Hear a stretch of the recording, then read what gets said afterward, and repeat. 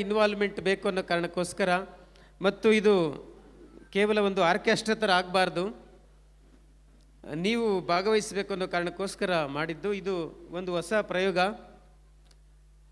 ಬುದ್ಧ ಧಮ್ಮ ಸಂಘ ವಂದನೆಯನ್ನು ಸಂಗೀತದ ಮೂಲಕ ನಮ್ಮ ಪದ್ಮಪಾಣಿ ಕಲಾ ತಂಡದವರು ಭಾಳ ಚೆನ್ನಾಗಿ ನಿಮಗೆ ಪ್ರಸ್ತುತಪಡಿಸಿದ್ದಾರೆ. ನೀವು ಬೇಲೂರು ತಾಲೂಕಿನ ಪರಿಶಿಷ್ಟ ಜಾತಿ ಮತ್ತು ಪರಿಶಿಷ್ಟ ಪಂಗಡಗಳ ನೌಕರರ ಕ್ಷೇಮಾಭಿವೃದ್ಧಿ ಸಂಘದ ವತಿಯಿಂದ ಇವತ್ತು ಬುದ್ಧ ಬೆಳದಿಂಗಳು ಸಂಗೀತ ಸಂಜೆ ಕಾರ್ಯಕ್ರಮವನ್ನು ಆಯೋಜಿಸಿದ್ದೀರಾ. ಭಾಳ ತುಂಬ ಚೆನ್ನಾಗಿ ಕಾರ್ಯಕ್ರಮ ಇಲ್ಲಿವರೆಗೆ ನಡೆದು ಬಂದಿದೆ. ಗಾಯಕರು ಭಾಳ ಚೆನ್ನಾಗಿ ನಿಮಗೆ ಬುದ್ಧ ಗೀತೆಗಳನ್ನು ಹಾಡಿದ್ದಾರೆ. ಕಾರ್ಯಕ್ರಮದಲ್ಲಿ ಪ್ರಾಸ್ತಾವಿಕ ಭಾಷಣ ಮಾಡಿದಂತಹ ಬಂಧುಗಳು ಈ ಕಾರ್ಯಕ್ರಮದ ಉದ್ದೇಶವನ್ನು ಮತ್ತು ಸಂಘದ ಧ್ಯೇಯೋದ್ದೇಶವನ್ನು ಚೆನ್ನಾಗಿ ಮನವರಿಕೆ ಮಾಡಿಕೊಟ್ಟಿದ್ದಾರೆ. ಈ ಸಂದರ್ಭದಲ್ಲಿ ಧಮ್ಮ ಉಪದೇಶವನ್ನು ಮಾಡಬೇಕು ಅಂತೇಳಿ ನನ್ನನ್ನು ಕರೆದಿದ್ದೀರಾ. ಈಗ ಆಲ್ರೆಡಿ ಸಮಯ ಆಗಿದೆ, ಆದರೂ ಕೂಡ ಇದೊಂದು ವಿಶೇಷವಾದಂಥ ಸಂದರ್ಭ ಆದ್ದರಿಂದ ನಾನು ಒಂದು 4 ಮಾತುಗಳನ್ನ ತಮ್ಮ ಜೊತೆ ಆಡಲೇಬೇಕು. ಆ ಕಾರಣಕ್ಕೋಸ್ಕರ ತಮ್ಮ ಜೊತೆ ಮಾತಾಡೋಕ್ಕೆ ಇಷ್ಟಪಡ್ತೀನಿ. ನಿಮಗೆ ಕೆಲವು ಪ್ರಶ್ನೆಗಳು ಕೇಳ್ತೀನಿ, ದಯವಿಟ್ಟು ಉತ್ತರ ಹೇಳ್ತೀರಾ? ಎಲ್ಲರೂ ಸಂಘದ ಸದಸ್ಯರು ಮತ್ತು ಸಂಘದ ಕುಟುಂಬದವರೇ ಇದ್ದೀರಾ. ವೇದಿಕೆ ಮೇಲೆ ಸಂಘದ ಪದಾಧಿಕಾರಿಗಳಿದ್ದಾರೆ. ಹಂಗಾಗಿ ಅವರೆಲ್ಲರಿಗೂ ಕೂಡ ಒಂದು ಪ್ರಶ್ನೆ ಅಷ್ಟೇ, ಇನ್ನೇನಿಲ್ಲ. ನಾನು ಯಾತಕ್ಕೆ ಈ ಪ್ರಶ್ನೆ ಕೇಳ್ತೀನಿ ಅಂತ ನಿಮಗೊಂದೆರಡು ಮಾತು ಫಸ್ಟ್ ಹೇಳೋಕ್ಕೆ ಇಷ್ಟಪಡ್ತೀನಿ. ಈ ಥರದ ಒಂದು ಬುದ್ಧ ಬೆಳದಿಂಗಳ ಕಾರ್ಯಕ್ರಮವನ್ನು BVS ಮುಖಾಂತರ ಸುಮಾರು 25 ವರ್ಷಗಳ ಹಿಂದೆ ಮೈಸೂರಿನಲ್ಲಿ ಪ್ರಾರಂಭ ಮಾಡಲಾಯಿತು. ಆವಾಗ ನಾವೆಲ್ಲರೂ ಕೂಡ MA ಮುಗಿಸಿ ಆವಾಗ ತಾನೇ PhD ಮಾಡ್ತಾಯಿದ್ವಿ. ಆ ಸಂದರ್ಭದಲ್ಲಿ ಬುದ್ಧ ಧಮ್ಮವನ್ನು ಮತ್ತು ಬುದ್ಧರ ಸಂದೇಶವನ್ನು ಸಂಗೀತದ ಮೂಲಕ, ಹಾಡಿನ ಮೂಲಕ ವಿದ್ಯಾವಂತ ವರ್ಗಕ್ಕೆ ತಲುಪಿಸ್ಬೇಕು ಅಂತೇಳಿ ಈ ಥರದ ಬೆಳದಿಂಗಳ ಸಂಗೀತದ ಕಾರ್ಯಕ್ರಮವನ್ನು BVS ವತಿಯಿಂದ ಪ್ರಾರಂಭ ಮಾಡಲಾಯಿತು. ಇವತ್ತು ರಾಜ್ಯದಾದ್ಯಂತ ಅದನ್ನು ಎಲ್ಲರೂ ಕೂಡ ಭಾಳ ಸಂತೋಷದಿಂದ ಮಾಡ್ತಾ ಇದ್ದಾರೆ.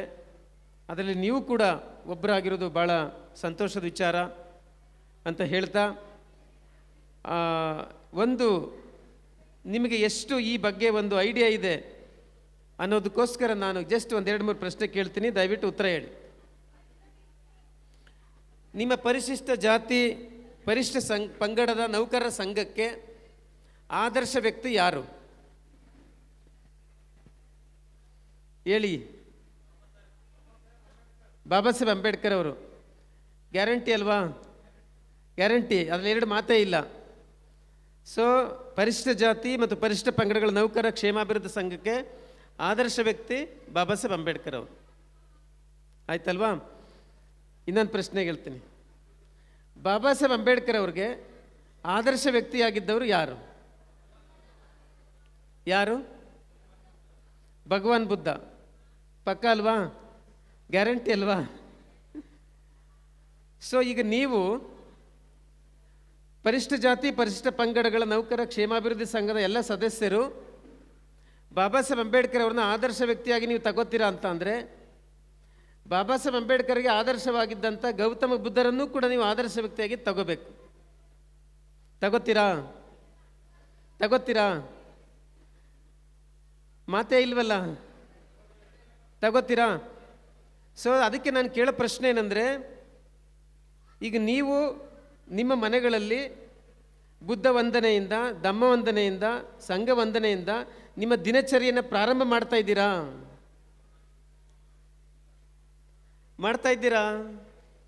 ಅಧ್ಯಕ್ಷರು ಚಂದ್ರಶೇಖರ್ ಅವರು ಮತ್ತು ಶಿವಮರಿಯಪ್ಪನವರು ಎಲ್ಲರೂ ಹೇಳಬೇಕು, ಇಲ್ಲಿರೋರು ಎಲ್ಲರೂ ಕೂಡ. ಒಬ್ಬರು ಮಹಿಳೆಯರು ಕೈ ಎತ್ತಾ ಇದ್ದಾರೆ, ಭಾಳ ಸಂತೋಷ. ಇಬ್ಬರು 3-4 ಜನ ಕೈ ಎತ್ತಾ ಇದ್ದಾರೆ. ಸೊ ಬಾಬಾ ಸಾಹೇಬ್ ಅಂಬೇಡ್ಕರ್ ಅವ್ರನ್ನ ನೀವು ಆದರ್ಶ ವ್ಯಕ್ತಿಯಾಗಿ ನೀವು ತಗೋತೀರಿ ಅಂದರೆ, ಅವ್ರಿಗೆ ಆದರ್ಶವಾಗಿದ್ದಂಥ ಗೌತಮ ಬುದ್ಧರನ್ನು ಸಹಿತ ಆದರ್ಶ ವ್ಯಕ್ತಿಯಾಗಿ ತಗೋಬೇಕು.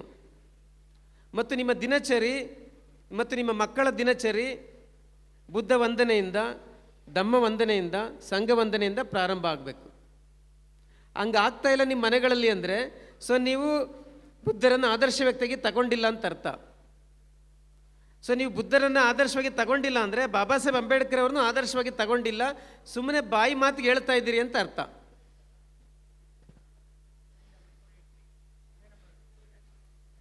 ಯಾರು ಈ ಮಾತಿಗೆ ಅನ್ಯತಾ ಭಾವಿಸಬಾರ್ದು, ಬೇಜಾರು ಮಾಡ್ಕೋಬಾರ್ದು.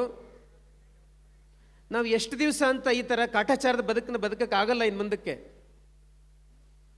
ಇಲ್ಲ ಅಲ್ಲಿರಬೇಕು, ಇಲ್ಲ ಇಲ್ಲಿರಬೇಕು. ನನ್ನ ಮಾತು ಅರ್ಥ ಮಾಡ್ಕೋತೀರಲ್ವ? ಇಲ್ಲ ಅಲ್ಲಿರಬೇಕು, ಇಲ್ಲ ಇಲ್ಲಿರಬೇಕು, ಎರಡರಲ್ಲೊಂದು ಆಗಬೇಕು. ಈ ಎರಡು ವೇಷದ ಬದುಕಿದೆಯಲ್ಲ, ಆ ಎರಡು ವೇಷದ ಬದುಕು ನಿಮ್ಮ ತಲೆಮಾರಿಗೆ ಕೊನೆಯಾಗಬೇಕು, ನಿಮ್ಮ ಮಕ್ಕಳಿಗೆ ಅದು ಕ್ಯಾರಿ ಆಗಬಾರ್ದು. ಹಿಂದೂಗಳಾಗೂ ಇದ್ದು, ಬೌದ್ಧರಾಗೂ ಇದ್ದು, ಬಾಬಾ ಸಾಹೇಬ್ರ ಹೆಸರು ಹೇಳಿ, ಬುದ್ಧನ ಹೆಸರು ಹೇಳಿ, ರಾಮಕೃಷ್ಣರ ಹೆಸರನ್ನ ಹೇಳುವ ಈ ಡಬಲ್ ಸ್ಟ್ಯಾಂಡರ್ಡ್ ಬದುಕಿದೆಯಲ್ಲ, ಅದು ನಿಮ್ಮ ತಲೆಮಾರಿಗೆ ಕೊನೆಯಾಗಬೇಕದು. ನಿಮ್ಮ ಮಕ್ಕಳು ಅದನ್ನು ಒತ್ಕೊಂಡು ತಿರುಗಬಾರ್ದು, ಕ್ಯಾರಿ ಆಗಬಾರ್ದು.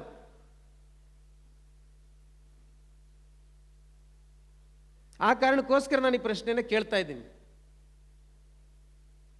ನೀವು ಬಾಬಾ ಸಾಹೇಬ್ ಅಂಬೇಡ್ಕರ್ ಅವ್ರನ್ನ ಆದರ್ಶ ವ್ಯಕ್ತಿಯಾಗಿ ಸ್ವೀಕರಿಸಿದ್ದೀರಾ ಅಂದರೆ ಗೌತಮ ಬುದ್ಧರನ್ನು ಸ್ವೀಕರಿಸಬೇಕು, ಎರಡು ಮಾತೇ ಇಲ್ಲ ಅದರಲ್ಲಿ.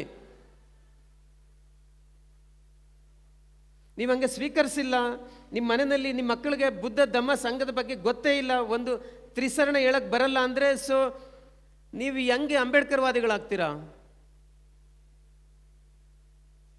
ನೀವು ಹೆಂಗೆ ಬುದ್ಧವಾದಿಗಳಾಗ್ತೀರಾ?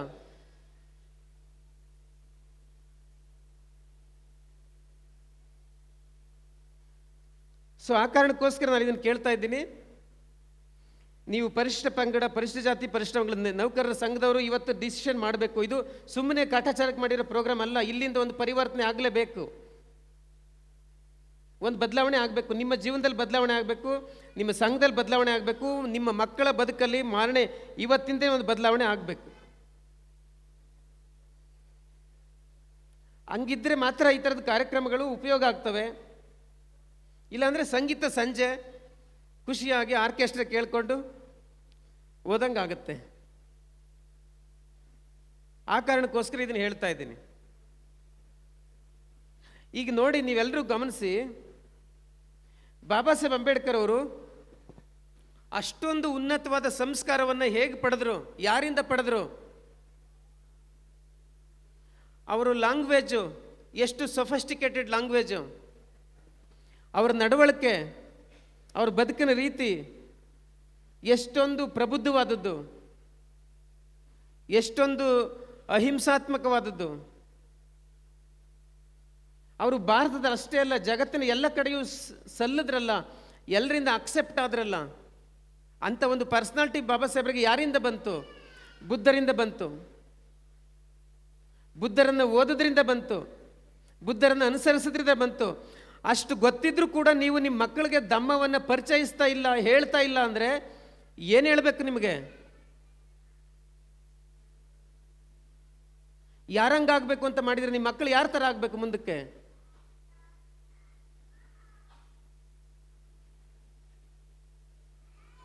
ಸೊ ಆ ಕಾರಣಕ್ಕೋಸ್ಕರ ನಾನು ಈ ಕಾರ್ಯಕ್ರಮ, ಇದು ತಮಾಷೆ ಅಂತ ತಗೋಬೇಡಿ. ನೀವು ತಮಾಷೆಗೆ ತಗೊಂಡ್ರೆ ನಾವು ತಮಾಷೆಗೆ ತಗೊಳಕ್ಕಾಗಲ್ಲ. ಯಾಕಂದರೆ ಒಂದೊಂದು ಹಾಡು ಕೂಡ ನಮಗೆ ಇನ್ಸ್ಪಿರೇಷನ್ ಕೊಡುತ್ತೆ. ಹಾಗಾಗಿ ಇಲ್ಲಿಂದ ಒಂದು ಬದಲಾವಣೆ ನಿಮ್ಮ ನೌಕರರ ಸಂಘದಲ್ಲಿ ಆಗಬೇಕು. ಬಾಬಾ ಸಾಹೇಬ್ ಅಂಬೇಡ್ಕರ್ ಅವರು ನನ್ನ ಜನ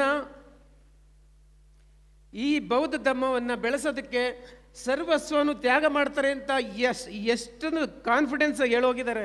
ಕಾನ್ಫಿಡೆಂಟಾಗಿ ಯಾಕಂಗಂದ್ರು ಅವರು, ಯಾರ ಧೈರ್ಯದಿಂದ ಅಂದರು ಅವರು?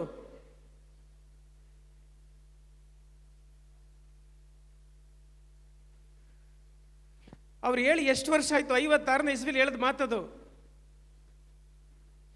ನನ್ನ ಜನ ಈ ಧಮ್ಮವನ್ನು, ಬುದ್ಧ ಧಮ್ಮವನ್ನು ಎಸ್ಟಾಬ್ಲಿಷ್ ಮಾಡೋದಕ್ಕೆ ತಮ್ಮ ತನು ಮನ ಧನವನ್ನು ದಾರಿ ಎರೀತಾರೆ ಅಂತ ಯಾವ ಧೈರ್ಯದ ಮೇಲೆ ಹೇಳಿದ್ರು? ನೀವೇನು ಮಾಡ್ತಾ ಇದ್ದೀರಾ? 56ನೇ ವರ್ಷದಿಂದ ಇಲ್ಲಿವರೆಗೆ ಏನು ಬದಲಾವಣೆ ಆಗಿದೆ ಭಾರತದಲ್ಲಿ? ಅಂಬೇಡ್ಕರ್ ಅವ್ರನ್ನ ಒತ್ತು ಮೆರೆಸುವಂಥ ನೀವು SC STಗಳು ಧಮ್ಮದ ಬೆಳವಣಿಗೆ ಏನು ಕೆಲಸ ಮಾಡಿದ್ದೀರಾ?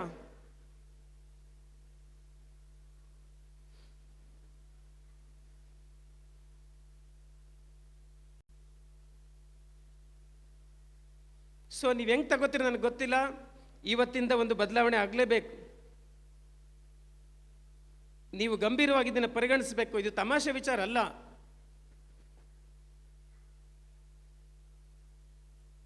ಬಾಬಾ ಸಾಹೇಬ್ ಅಂಬೇಡ್ಕರ್ ಅವರು ಅವರ ಕೊನೆಯ ದಿನಗಳಲ್ಲಿ, ಅವರು ಪ್ರಾಣವನ್ನು ಬಿಡುವಂಥ ಇನ್ನೇನು ಕೆಲವೇ ದಿನಗಳಲ್ಲಿ, ಅವರು ಹೆಚ್ಚು ಬೈದು ನಿಂದನೆ ಮಾಡಿ ಹೋಗಿರತಕ್ಕಂಥದ್ದು ಸರ್ಕಾರಿ ನೌಕರರನ್ನು, ವಿದ್ಯಾವಂತರನ್ನು.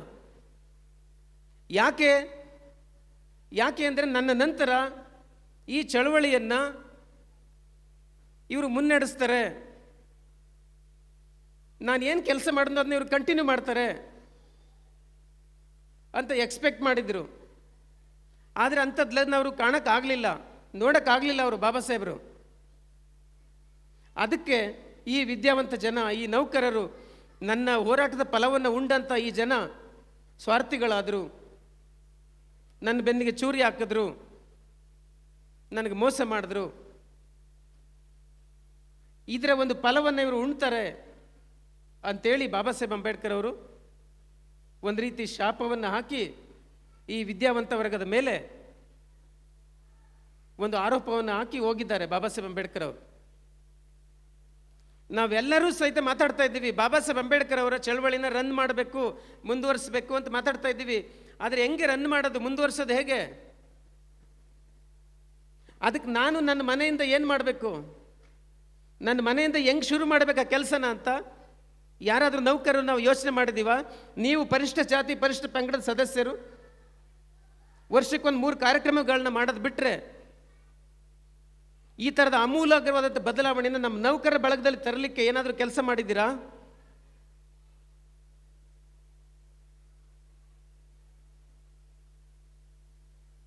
ಸೊ ಆ ಕಾರಣಕ್ಕೆ ನಾನು ನಿಮಗೆ ರಿಕ್ವೆಸ್ಟ್ ಮಾಡ್ತೀನಿ, ಇವತ್ತು ಏನು ಕಾರ್ಯಕ್ರಮ ಮಾಡ್ತಾ ಇದ್ದೀರಾ, ಇನ್ನು 1 ವರ್ಷದವರೆಗೆ ದಯವಿಟ್ಟು ಇದನ್ನ ಟಾರ್ಗೆಟ್ ಅಂತಲೇ ಅಂದ್ಕೊಳ್ಳಿ. ಇನ್ನು 1 ವರ್ಷದವರೆಗೆ ನಿಮ್ಮ ಮಕ್ಕಳು ಎಲ್ಲರೂ ಸಹಿತ ಇಲ್ಲಿರ್ತಕ್ಕಂಥ ನಿಮ್ಮ ಎಲ್ಲ ಎಂಪ್ಲಾಯೀಸ್ ಮಕ್ಕಳು ಕೂಡ ಬುದ್ಧ ಧಮ್ಮ ವಂದನೆಯನ್ನು, ಪಂಚಶೀಲಗಳನ್ನು ಪಾಳಿ ಭಾಷೆಯಲ್ಲಿ 10 ನಿಮಿಷ ಇಲ್ಲಿ ಪಠಿಸ್ಬೇಕು ನಿಂತ್ಕೊಂಡು. ಆ ಥರ ನೀವು ಪ್ರಿಪೇರ್ ಮಾಡಬೇಕು. ಬುದ್ಧ ಧಮ್ಮದ ಬಗ್ಗೆ ಏನೇ ಪ್ರಶ್ನೆ ಕೇಳಿದ್ರು ಹೇಳೋಕ್ಕೆ ನಿಮ್ಮ ಹತ್ರ ಸರಕು ಮೆಟೀರಿಯಲ್ ಇರಬೇಕು. ಹಂಗೆ ಕೂತ್ಕೊಂಡು ಓದಬೇಕು, ನೀವು ಪ್ರಾಕ್ಟೀಸ್ ಮಾಡಬೇಕು. ನೀವು ಬುದ್ಧರನ್ನು ಓದದೆ ಹೋದರೆ, ನೀವು ಬುದ್ಧರನ್ನು ಅರ್ಥ ಮಾಡ್ಕೊಳ್ಳದೆ ಹೋದರೆ ಮತ್ತೆ ಯಾರು ಓದ್ತಾರೆ, ಮತ್ತೆ ಯಾರು ಅರ್ಥ ಮಾಡ್ಕೋತಾರೆ, ಮತ್ತು ಅದನ್ನು ಬೆಳೆಸೋರು ಯಾರು, ಮುನ್ನಡೆಸೋರು ಯಾರು?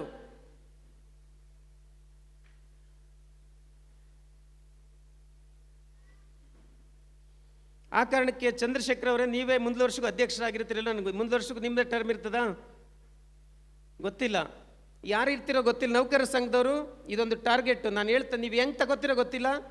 ನೀವು ನಿಜವಾಗ್ಲೂ ಅಂಬೇಡ್ಕರ್ ವಾದಿಗಳಾದರೆ, ನೀವು ನಿಜವಾಗ್ಲೂ ಬುದ್ಧವಾದಿಗಳಾದರೆ, ನಿಮ್ಮ ಮಕ್ಕಳಿಗೆ ಎಷ್ಟು ಜನ ಮೆಂಬರ್ಸ್ ಇದ್ದೀರಾ ಇಲ್ಲಿ, ಅಷ್ಟೂ ಜನರು ಸಹಿತ ಬುದ್ಧ ವಂದನೆ, ಧಮ್ಮ ವಂದನೆ, ಸಂಘ ವಂದನೆ ಮತ್ತು ಎಲ್ಲ ಪಂಚಶೀಲಗಳನ್ನು ಅವರು ಪಾಲಿ ಭಾಷೆಯಲ್ಲಿ ಪಠಿಸ್ಬೇಕು, ಹೇಳ್ಬೇಕು. 5-10 ನಿಮಿಷ ನೋಡ್ಕೊಳ್ಳದೆ ಹೇಳ್ಬೇಕು. ಆ ಥರ ಪ್ರಾಕ್ಟೀಸ್ ಮಾಡಿಸ್ಬೇಕು. ಅವ್ರಿಗೆ ಪ್ರಾಕ್ಟೀಸ್ ಆಗಬೇಕು ಅಂದರೆ ನೀವು ಮನೆಯಲ್ಲಿ ಪ್ರಾಕ್ಟೀಸ್ ಮಾಡಬೇಕು. ಅದು ಬದಲಾವಣೆ. ಆ ಬದಲಾವಣೆಯನ್ನು ನೀವು ಶುರು ಮಾಡಿ ಅಂತ ನಾನು ಹೇಳೋದಕ್ಕೆ ಇಷ್ಟಪಡ್ತೀನಿ. ಸೊ ಒಂದೇ ಒಂದು ಇಂಪಾರ್ಟೆಂಟ್ ಆದಂಥ ಮಾತನ್ನು ನಾನು ತಮ್ಮ ಗಮನಕ್ಕೆ ತರೋದಕ್ಕೆ ಇಷ್ಟಪಡ್ತೀನಿ.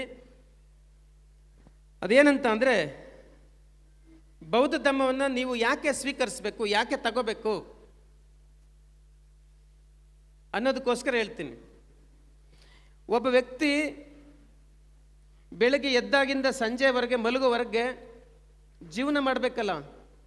ಆ ಜೀವನ ಮಾಡಬೇಕಾದ್ರೆ ಬೇಕಾದಷ್ಟು ಸನ್ನಿವೇಶಗಳು ಬರ್ತವೆ, ಕ್ರೈಸಿಸ್ ಬರುತ್ತೆ, ಕಷ್ಟ ನಷ್ಟಗಳು ಬರ್ತವೆ.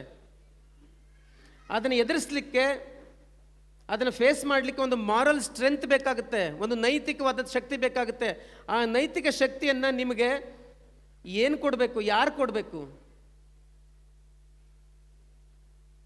ಬಾಬಾ ಸಾಹೇಬ್ರ ಪ್ರಕಾರ ಅದು ಧಮ್ಮ ಕೊಡಬೇಕು, ಬುದ್ಧರೇ ಕೊಡಬೇಕು ಅದನ್ನು. ಮತ್ತು ನೀವು 1ನೇ ವರ್ಷದಿಂದ ಹುಟ್ಟದಿಂದ ಹಿಡಿದು 60 ವರ್ಷ ಬದುಕ್ತೀವೋ 70 ವರ್ಷ ಬದುಕ್ತೀವೋ ಅಲ್ಲಿವರೆಗಿನ ಜೀವನ ನಮ್ಮದು ಸಾರ್ಥಕ ಇರಬೇಕಲ್ಲ, ಸುಖಮಯವಾಗಿರ್ಬೇಕಲ್ಲ, ಚೆನ್ನಾಗಿರ್ಬೇಕಲ್ಲ. ಅಷ್ಟು ಒಳ್ಳೆಯ ಜೀವನ, ಅಷ್ಟು 60-70 ವರ್ಷಗಳ ಜೀವನವನ್ನು ಒಂದು ಸಾರ್ಥಕವಾಗಿ ನಡೆಸಲಿಕ್ಕೆ ನಮಗೊಂದು ಮಾರಲ್ ಸ್ಟ್ರೆಂತ್ ಬೇಕಲ್ಲ, ಒಂದು ಶಕ್ತಿ ಬೇಕಲ್ಲ, ಒಂದು ಸಪೋರ್ಟ್ ಬೇಕಲ್ಲ. ಅದು ಎಲ್ಲಿಂದ ಬರಬೇಕು, ಯಾರಿಂದ ಬರಬೇಕು? ಮುಸಲ್ಮಾನರು ಕುರಾನಿಂದ ತಗೋತಾರ ಧೈರ್ಯವನ್ನ, ಕ್ರೈಸ್ತರು ಬೈಬಲಿಂದ ತಗೋತಾರ ಧೈರ್ಯವನ್ನ, ಬ್ರಾಹ್ಮಣರು ಅವರ ವೇದ ಶಾಸ್ತ್ರಗಳಿಂದ ತಗೋತಾರೆ. ನೀವು ಯಾವುದರಿಂದ ತಗೋತಾ ಇದ್ದೀರಾ? ನಿಮ್ಮನ್ನ ಮುನ್ನಡೆಸ್ತಾರ ನಂಬಿಕೆ ಯಾವುದು? ನಿಮ್ಮ ಜೀವನದುದ್ದಕ್ಕೆ ನಿಮಗೆ ಗಾಡ್ ಫಾದರ್ ಆಗಿ ನಿಮ್ಮ ಸಪೋರ್ಟಾಗಿ ಬರ್ತಿರ್ತಕ್ಕಂಥ ನಂಬಿಕೆ, ಒಂದು ತತ್ವ, ಒಂದು ಮಾರಲ್ ಸ್ಟ್ರೆಂತ್ ಯಾವುದು? ಯಾವುದೂ ಇಲ್ಲ. ಅದಕ್ಕೆ ಹೇಳಿದ್ದು ಡಬಲ್ ಸ್ಟ್ಯಾಂಡರ್ಡ್ ಬದುಕಂತ. ಅದಕ್ಕೆ ನಾನು ಹೇಳಿದ್ದು.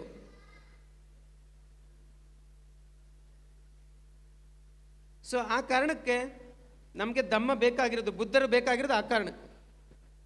ಅಷ್ಟು ಸುಲಭ ಅಲ್ಲ. ಯಾರು ಬುದ್ಧರನ್ನು ಅನುಸರಿಸ್ತಾರೆ, ಯಾರು ಬುದ್ಧರನ್ನು ಫಾಲೋ ಮಾಡ್ತಾರೆ, ಅವರು ತುಂಬ ಶಕ್ತಿಶಾಲಿ ಆಗಿರ್ತಾರೆ, ತುಂಬ ಬುದ್ಧಿವಂತರಾಗಿರ್ತಾರೆ, ತುಂಬ ಪ್ರಾಮಾಣಿಕರಾಗಿರ್ತಾರೆ, ತುಂಬ ಯಶಸ್ವಿ ವ್ಯಕ್ತಿಗಳಾಗಿರ್ತಾರೆ. ನೀವು ಎಲ್ಲಿಂದೆಲ್ಲಿಗಾದ್ರೂ ನೋಡ್ಕೊ ಬನ್ನಿ. ಇದು ನಾನು ಸುಮ್ಮನೆ ಉತ್ಪ್ರೇಕ್ಷೆಗೆ ಹೇಳ್ತಾ ಇಲ್ಲ ಈ ಮಾತನ್ನು. ಅವರು ತುಂಬ ಶಕ್ತಿಯುತವಾಗಿರ್ತಾರೆ, ಮೇಲಲ್ಲ ಒಳಗಡೆ.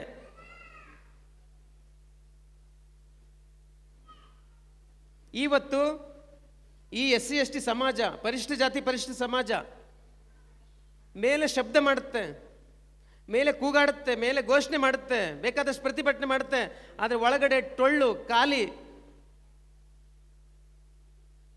ಒಳಗಡೆ ಟೊಳ್ಳು ಖಾಲಿ, ಏನಿರಲ್ಲ.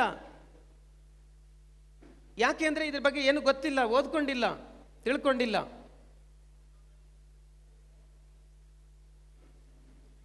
ನೀವು ನೌಕರರ ಸಂಘದವರು ಈ ಮಾತನ್ನು ದಯವಿಟ್ಟು ಗಂಭೀರವಾಗಿ ಪರಿಗಣಿಸಬೇಕು. ಧಮ್ಮವನ್ನು ನಿಮ್ಮ ನಿತ್ಯದ ಭಾಗವಾಗಿ, ಜೀವನದ ಒಂದು ಭಾಗವಾಗಿ ಅನುಸರಿಸಬೇಕು ಮತ್ತು ನಿಮ್ಮ ಮಕ್ಕಳಿಗೆ ಅದೊಂದು ಪ್ರೇರಣೆ ಆಗಬೇಕು. ನೀವು ಮನೆಯಲ್ಲಿ ಬುದ್ಧಿಸ್ಟ್ ಆಕ್ಟಿವಿಟಿ ಮಾಡಿದ್ರೆ ಮಾತ್ರ ನಿಮ್ಮ ಮಕ್ಕಳು ಅದನ್ನ ಫಾಲೋ ಮಾಡೋದು. ನೀವು ಮನೇಲಿ ಮಾಡಿಲ್ಲ ಅಂದರೆ ಅವ್ರು ಹೆಂಗೆ ಫಾಲೋ ಮಾಡ್ತಾರೆ? ನಮ್ಮಪ್ಪ ಮಾಡ್ತಾ ಇದ್ದಾನೆ, ನಮ್ಮವ್ವ ಮಾಡ್ತಾ ಇದ್ದಾಳೆ, ಅವರು ಫಾಲೋ ಮಾಡ್ತಾರೆ. ನೀವು ಮಾಡದೇ ಇದ್ರೆ ಅವ್ರು ಹೆಂಗೆ ಫಾಲೋ ಮಾಡ್ತಾರೆ?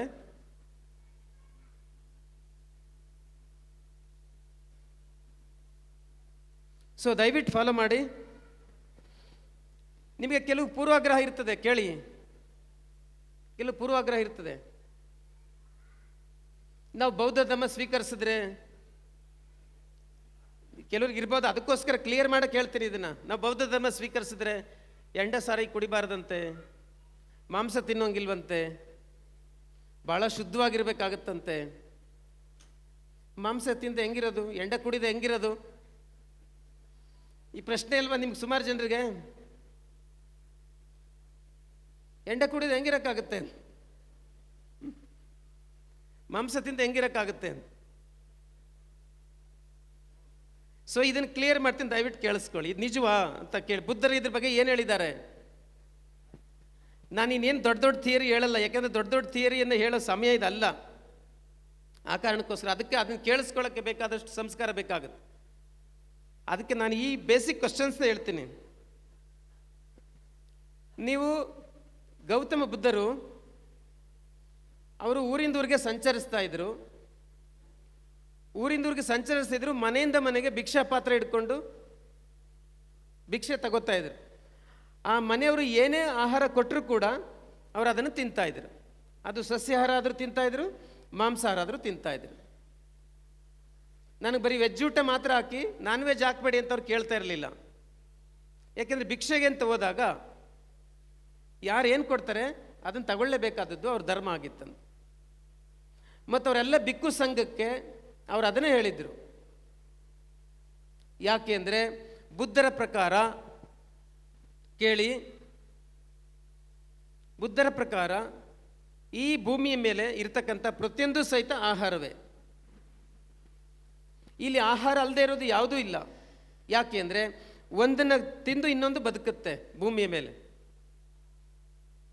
ಇಲ್ಲ ಅಂತ ಹೇಳಿ ನೋಡೋಣ. ಒಂದನ್ನು ತಿಂದೆ ಇನ್ನೊಂದು ಬದುಕಬೇಕಾಗಿರೋದು. ನೀವು ಸೊಪ್ಪು ತಿಂತಿರೋ, ತರಕಾರಿ ತಿಂತಿರೋ, ಮಾಂಸ ತಿಂತಿರೋ, ಗೆಡ್ಡೆ ಗೆಣಸು ತಿಂತಿರೋ, ಕಾಳು ಕಡ್ಡಿ ತಿಂತಿರೋ ಗೊತ್ತಿಲ್ಲ, ಒಟ್ಟು ಜೀವವನ್ನೇ ತಿಂದೆ ಇನ್ನೊಂದು ಜೀವ ಬದುಕಬೇಕು. ಹೀಗಾಗಿ ಇದು ಸಸ್ಯಾಹಾರ, ಇದು ಮಾಂಸಾಹಾರ ಅಂತ ಬುದ್ಧರು ಭೇದ ಮಾಡಿಲ್ಲ. ಆಹಾರ ಆಹಾರ ಅಷ್ಟೇ. ಇದು ಬುದ್ಧ ಧರ್ಮದ ತತ್ವ. ಅದರಲ್ಲಿ ಸಸ್ಯಾಹಾರ ಶ್ರೇಷ್ಠ, ಮಾಂಸಾಹಾರ ಕನಿಷ್ಠ, ಇದೆಲ್ಲ ದಡ್ಶಿಕಾಮಣಿಗಳು ಹೇಳೋ ಮಾತಿದು, ಅವಿವೇಕಿಗಳು ಹೇಳೋವಂಥ ಮಾತಿದು. ಹಂಗೇನೂ ಇಲ್ಲ. ಆಹಾರ ಆಹಾರ ಅಷ್ಟೇ. ಇದು ಗೌತಮ ಬುದ್ಧರ ಒಂದು ತತ್ವ, ಮೂಲಭೂತ ತತ್ವ. ಯಾಕೆಂದರೆ ನಾವೆಲ್ಲ ತಿನ್ನೋದು ಜೀವವನ್ನು ಮಾತ್ರ. ನೀವು ಒಂದು ಗ್ಲಾಸ್ ನೀರು ಕುಡಿದ್ರೂ ಸಹಿತ ನೀವು ಜೀವವನ್ನೇ ರಿಸೀವ್ ಮಾಡ್ತೀರ. ಒಂದು ಗ್ಲಾಸಲ್ಲಿ ಎಷ್ಟು ಕೋಟಿ ಜೀವಗಳಿವೆ ಅಂತ ಸೂಕ್ಷ್ಮ ದರ್ಶಕ ನೋಡಿ ಗೊತ್ತಾಗುತ್ತೆ. ಒಂದು ಸರಿ ಉಸಿರೆಳೆಯುವಾಗ ಎಷ್ಟು ಜೀವಿಗಳು ನಿಮ್ಮ ಮೂಗೊಳಗಡೆ ಒಳಗೋಗ್ತವೆ ಅಂತ ಚೆಕ್ ಮಾಡಿ ಗೊತ್ತಾಗುತ್ತೆ. ಹಂಗಾಗಿ ಜೀವ ಜೀವ ಅಷ್ಟೇ. ಅದು ಸಸ್ಯ ಆಗ್ಬೋದು, ಮಾಂಸ ಆಗ್ಬೋದು. ಅದಕ್ಕೆ ಬುದ್ಧರು ಆ ಥರ ಬೈಫರ್ಕೇಟ್ ಮಾಡಿಲ್ಲ.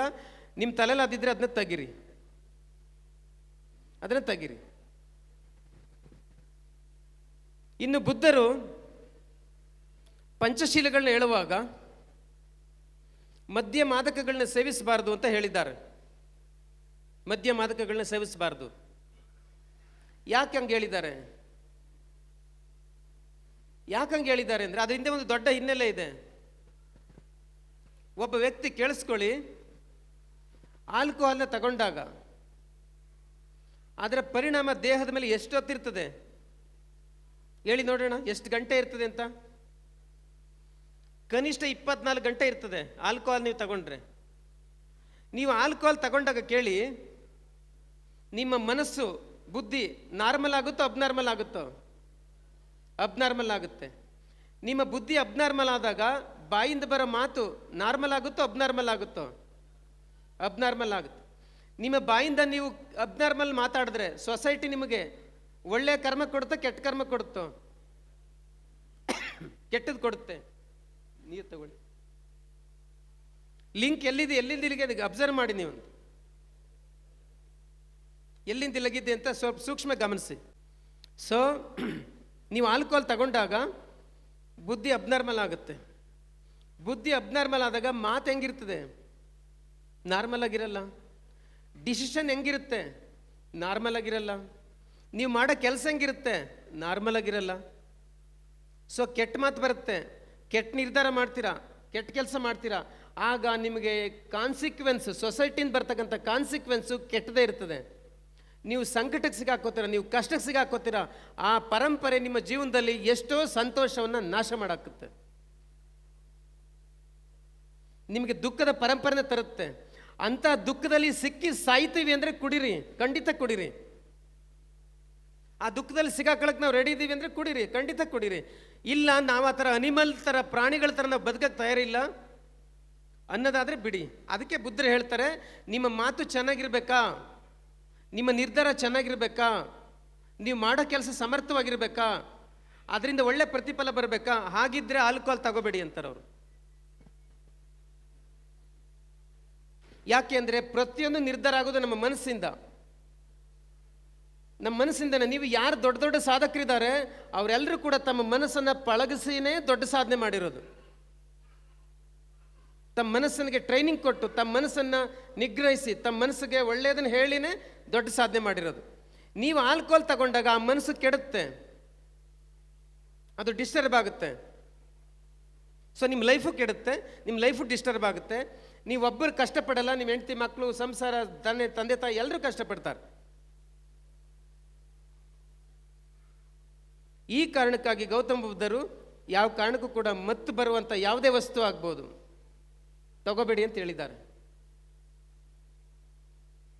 ನೀವೇ ಹೇಳಿ, ಇಲ್ಲಿರೋ ಎಲ್ಲ ಎಂಪ್ಲಾಯೀಸ್ ಯೋಚನೆ ಮಾಡಿ. ಬಾಬಾ ಸಾಹೇಬ್ ಅಂಬೇಡ್ಕರ್ ಅವರು ಫಾರಿನಲ್ಲಿ ಓದಿದ್ರಲ್ವಾ, ಫಾರಿನಲ್ಲಿ ಎಷ್ಟೋ ದಿನ ಕಳೆದ್ರಲ್ವಾ. ಫಾರಿನಲ್ಲಿ ನೀರು ಕುಡ್ದಂಗೆ ಕುಡಿತಾರೆ, ವೈನ್ನ, ಮದ್ಯವನ್ನು ನೀರು ಕುಡ್ದಂಗೆ ಕುಡಿತಾರೆ. ಅವರು ತಗೊಂಡ್ರ ಬಾಬಾ ಸಾಹೇಬ್ರು ಆಲ್ಕೋಹಾಲ್ ತಗೋತಾ ಇದ್ರಾ? ಖಂಡಿತ ತಗೋತಾ ಇರಲಿಲ್ಲ. ಯಾಕೆ ಅಂದರೆ ಅದು ನನ್ನ ಒಬ್ಬನ ಪ್ರಶ್ನೆ ಅಲ್ಲ, ನನ್ನ ಸಮಾಜದ ಪ್ರಶ್ನೆ ಅಂತ. ನನ್ನ ಸಮಾಜದ ಪ್ರಶ್ನೆ. ನಾನು ಆಲ್ಕೋಹಾಲ್ ತಗೊಂಡ್ರೆ ನನ್ನ ಸಮಾಜ ಏನು ಮಾಡ್ಬೋದು? SC ST ಎಂಪ್ಲಾಯೀಸ್ಗೆ, SC ST ವಿದ್ಯಾವಂತರಿಗೆ ಈ ಕಾನ್ಷಿಯಸ್ನೆಸ್ ಇದೆಯಾ? ಈ ಪ್ರಜ್ಞೆ ಇದೆಯಾ? ಮೊದಲೇ ಈ ಜಾತಿಯನ್ನು, ಈ ಸಮಾಜನ ಕೀಳಾಗಿ ಕಾಣುತ್ತೆ ಸೊಸೈಟಿ. ಅಂಥದ್ರಲ್ಲಿ ಇವ್ರಿಗೆ ಮದ್ಯ, ಮಾದಕ, ಮೈತುಂಬ ವ್ಯಸನಗಳಿದ್ರೆ, ಮೈತುಂಬ ದೋಷಗಳಿದ್ರೆ ಇನ್ನೆಷ್ಟು ಮರ್ಯಾದೆ ಕೊಡ್ತಾರೆ? ಹೆಂಗೆ ಕೊಡ್ತಾರೆ?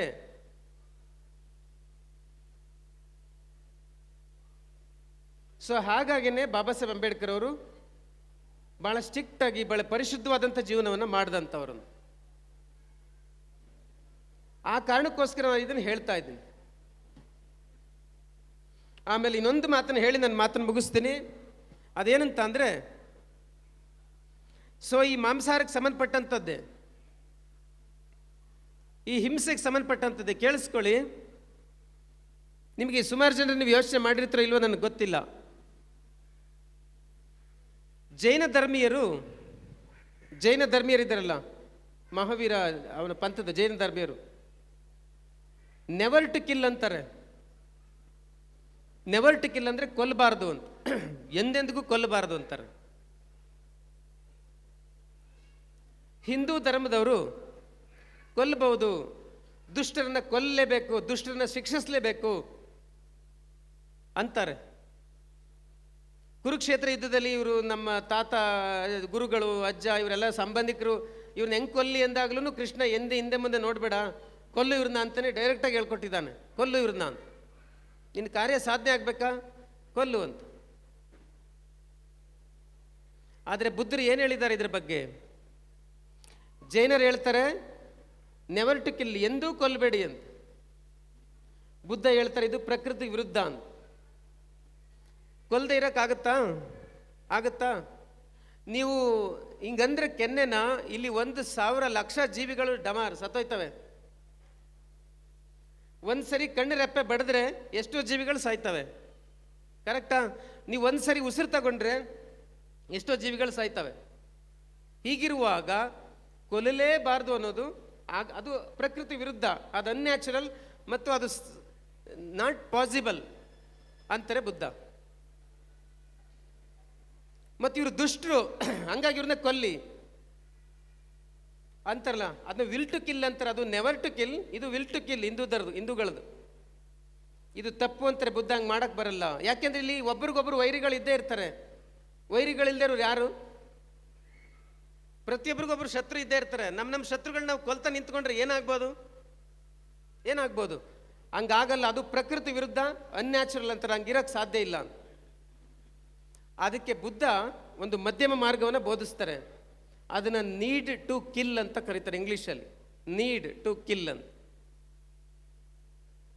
ಸೊ ಕಾಡಿನಲ್ಲಿ ಪ್ರಾಣಿಗಳು ಅಥವಾ ಸಕಲ ಜೀವರಾಶಿ ಯಾವ ಥರ ಇದೆ ಅಂದರೆ ಇದೇ ತತ್ವದ ಮೇಲೆ ಇರೋದು. ಅವಕ್ಕೆ ಹಸುವಾದಾಗ ಒಂದಿನ ಕೊಂದು ತಿಂದುಬಿಡ್ತವೆ, ಆಮೇಲೆ ಸುಮ್ಮನಿರ್ತವೆ, ಮತ್ತೆ ಹಿಂಸೆ ಮಾಡೋಕ್ಕೆ ಹೋಗಲ್ಲ ಅವು. ಒಂದು ರೀತಿ ಫುಡ್ ಚೈನ್ ಅಂತ ಕೇಳಿದ್ರಲ್ಲ, ಹಿಂಗೆ ನಡ್ಕೊಂಡು ಬಂದಿದೆ, ಎಷ್ಟೋ ಕೋಟಿ ವರ್ಷಗಳಿಂದ ನಡ್ಕೊಂಡು ಬಂದಿದೆ. ಬುದ್ಧ ಮಾಂಸಾಹಾರದ ಬಗ್ಗೆ ಇದೇ ತತ್ವವನ್ನು ಹೇಳಿರೋದು. ಹಾಗಾಗಿ ಇದೊಂದು ಬ್ಯೂಟಿಫುಲ್ ಆದಂಥ ಥಿಯರಿ. ನಾನು ಏನು ಹೇಳ್ತೀನಿ ಅಂದರೆ, ಇದೊಂದು ದೊಡ್ಡ ಗಣಿ, ವಜ್ರದ ಗಣಿ, ಚಿನ್ನದ ಗಣಿ ಎಲ್ಲ ಇದೆ. ಆದರೆ ನಾವು ಅದನ್ನ ಮುಟ್ಟಕ್ಕೆ ರೆಡಿ ಇಲ್ಲ, ಟಚ್ ಮಾಡೋಕ್ಕೆ ರೆಡಿ ಇಲ್ಲ. ಬೇರೆ ಬೇರೆ ಧರ್ಮಗಳಿಗೆಲ್ಲ ಹೋಗಿ ಅವ್ರ ಧರ್ಮದ ಬಾಗಿಲಲ್ಲಿ ನಿಂತ್ಕೊಳ್ಳೋದು, ಇವ್ರ ಧರ್ಮದ ಬಾಗಿಲಲ್ಲಿ ನಿಂತ್ಕೊಳ್ಳೋದು, ಅಲ್ಲಿಗೂ ಹೋಗೋದು, ಇಲ್ಲಿಗೂ ಹೋಗೋದು, ನಾಮನೂ ಹಾಕೊಳ್ಳೋದು, ಚರ್ಚ್ಗೂ ಹೋಗೋದು, ರಥದ ಹೇಳಿದ್ರೆ ಅಲ್ಲಿಗೂ ಹೋಗೋದು, ಹಿಂಗೆ ನಿಂತಿದ್ದಾರೆ. 3 ಕಾಸಿಗೆ ಬೆಲೆ ಇಲ್ಲ. ಅದಕ್ಕೆ ಈ ಸಮಾಜಕ್ಕೆ ಯಾಕೆ 3 ಕಾಸಿಗೆ ಬೆಲೆ ಇಲ್ಲ ಅಂದರೆ, ನಿಮಗೊಂದು ಸ್ವಂತ ಧರ್ಮ ಇಲ್ವಲ್ಲ, ನಿಮಗೊಂದು ಸ್ವಂತ ಗುರು ಇಲ್ವಲ್ಲ.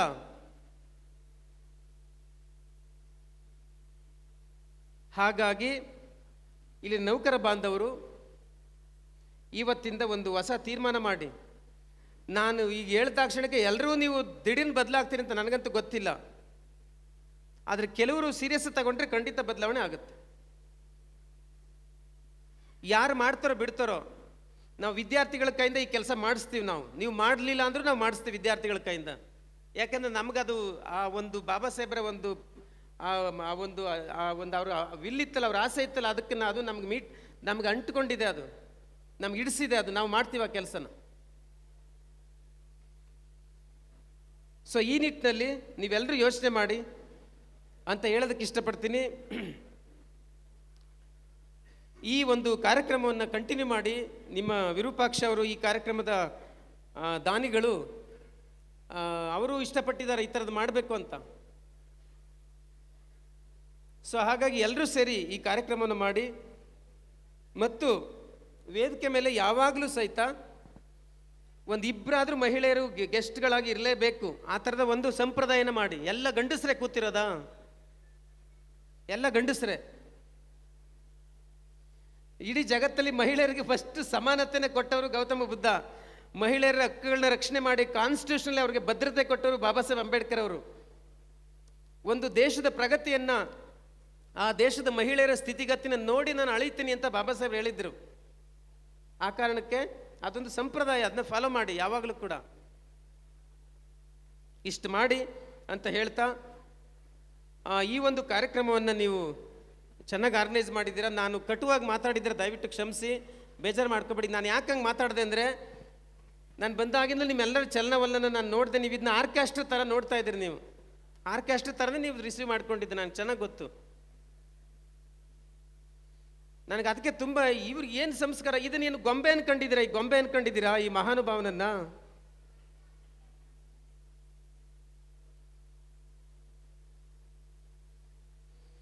ಸೊ ಏನು ಮಾಡೋದು? ಸಂಸ್ಕಾರವಿಲ್ದಿರೋ ಜನಾಂಗ, ಹಿಂದುಳಿದ ಜನಾಂಗಕ್ಕೆ ಏನು ಅದೆಲ್ಲ ಒಂದು ಸಣ್ಣ ಸಣ್ಣದು ಹೇಳ್ಕೊಡ್ಬೇಕಾಗತ್ತೆ ನಾವು. ಅದರಿಂದ ಇದನ್ನು ತುಂಬ ಗಂಭೀರವಾಗಿ ಪರಿಗಣಿಸಿ, ಭಾಳ ಸೀರಿಯಸ್ ಆಗಿ ಪರಿಗಣಿಸಿ.